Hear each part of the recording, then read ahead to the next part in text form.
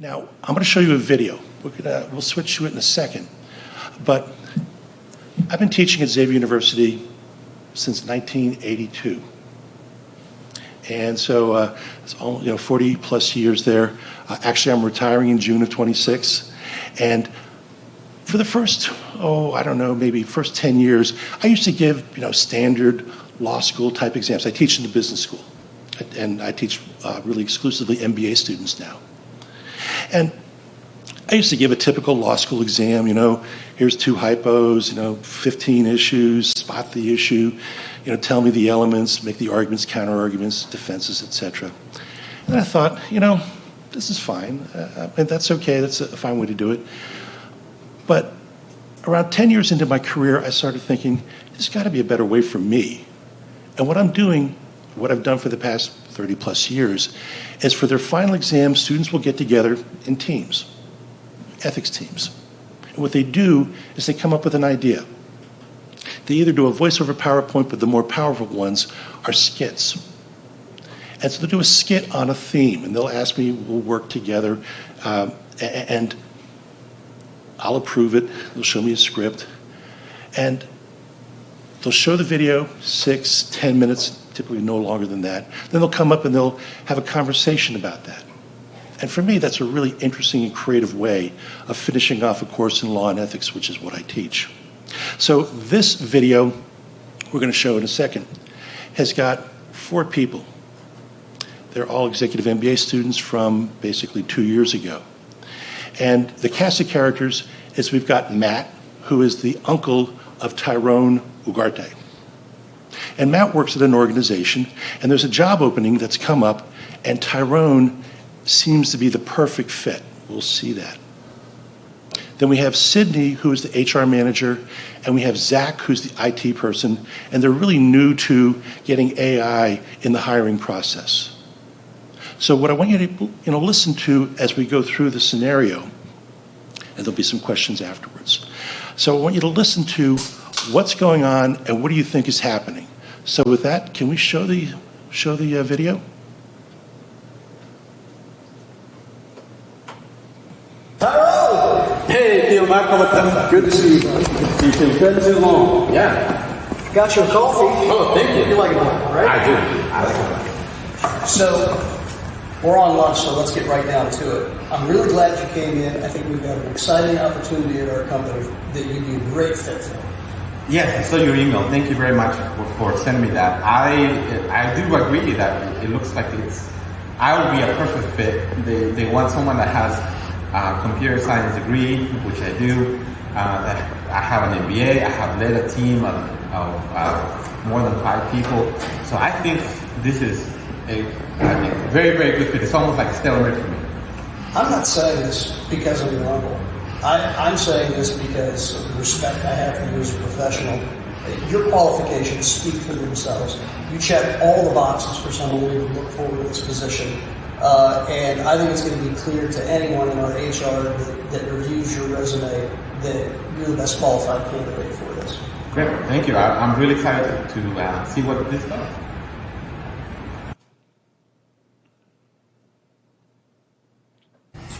Hi, Sydney. How are you? Good, how are you? Good. We just brought on a new AI-backed hiring system.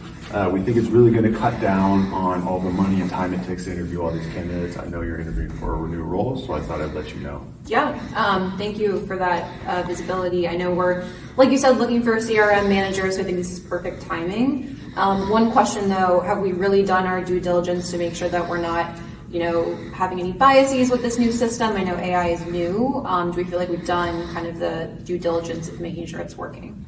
AI is so new that we actually don't know. There's not a lot of research that I've really found on it, but I have talked to some other people and they said it's totally fine. So since everyone else is doing it, I think we should be okay.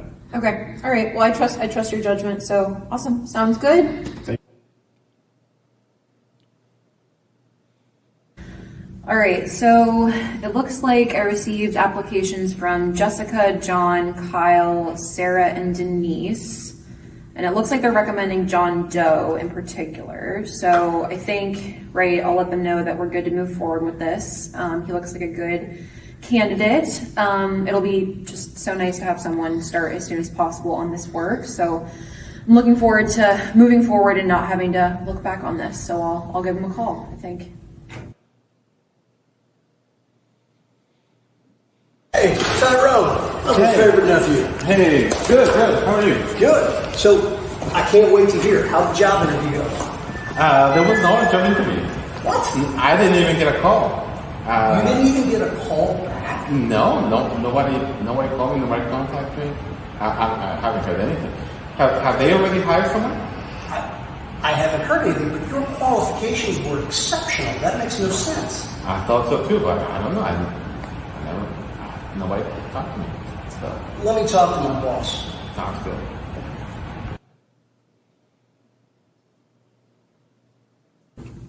Hi, Hey, Matt. Sydney. How are you? Thanks for meeting with me. I appreciate your time. Of course. I know you've got a lot of openings to fill. Yeah. So I wanted to talk to you about our CRM opening. Yeah. I think I was very transparent with everybody that I have a nephew who was extremely qualified for the position, independent of our relationship, right? Right. And he submitted a resume through the online portal, and I was just shocked to hear that he didn't even get a call back. He got an automated response from our system. Do you have any idea how that might have happened? So that's really odd. I mean, I know we had talked about this previously, and he was what sounded like the perfect candidate, but I don't remember seeing him come through. I know we just launched a new AI system for hiring, but right, I confirmed that we did our due diligence. Right, there's no kind of concern about biases or like anything weird about the system. So it should be effective. Let me take a look, a closer look at that, and maybe kind of get back to you. What I will say though is that, right, my boss is giving me a lot of pressure. We did already put someone in this role. Oh, really? Yes. So again, I'm not sure why Tyrone didn't come through, but I think we're already a couple of weeks in, and this new person is doing really well. We need to make sure that we hit these metrics. So I think I'll circle back and see why this happened, and we'll kind of just go from there. So Great. Thanks. Thanks. Have a good day.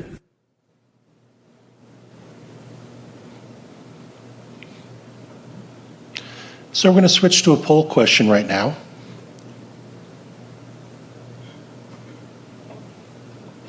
So the AI hiring system, A, did its job by eliminating potential conflict of interest. B, potentially used bias in screening out applicants with foreign-sounding names. C, was properly vetted with the company's due diligence. And D, clearly recommended hiring the best person for the job, and it wasn't Tyrone. So let's take another 30 seconds or so.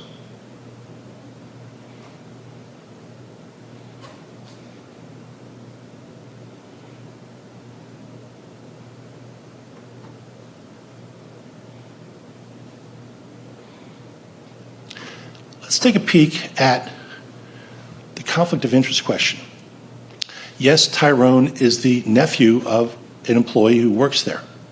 But whenever I think of conflicts of interest, I think the two things you need to do is, first of all, disclose the potential conflict, which it looked like Matt did. He told Sydney, who's the hiring manager, hey, I've got a nephew who really seems to be a great fit for this organization, so he's disclosed that.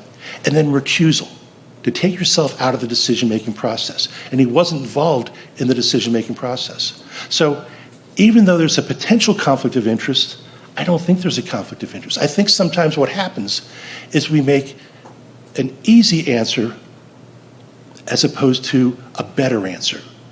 It's an easy answer to say, hey, anybody who's got any relationship to anybody who's working at this organization cannot be hired. That's an easy answer. A better answer might be, hey, if you've disclosed that and you're not part of the hiring process, well, if he's the best candidate out there, if he or she's the best candidate out there, let's go. Now, there's interesting questions that, to whom do they report? What happens if they get in trouble? What's the level of person that is established at the organization? So there's, questions that happen after a person is hired. But if you're not in the same division and you're not carrying that person, I think we could make a pretty good argument that even though there's a potential conflict of interest, that may not be the case here.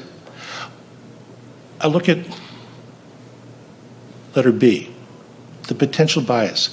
Whenever I heard the names of the 5 candidates, it was, Kyle and Denise, and, these don't sound like ethnic names, like Tyrone Ugarte. So the question I would have, if there's somebody who is seemingly a great fit for this job, but he or she didn't even get an interview, is there some kind of bias in there? I'm not saying there is. And you know what? I don't know the answer to this. We don't have an answer. But I guess my question would be, should we look further? When the second time that Sydney was talking to Matt and saying, well, yeah, we've done our due diligence. But the first time she's talking to Zach, have we done our due diligence to see is there bias going on? Well, it's new and everybody's doing it. I think it's going to be fine. I don't think that constitutes due diligence. Maybe you have a different definition of due diligence than I do, but that sounds kind of like a wish and a prayer that there's no bias in here. So I'm not knocking AI. Again, John and Matt did a fabulous job discussing that last night. But I guess this would raise a red flag with me and say, how was it trained?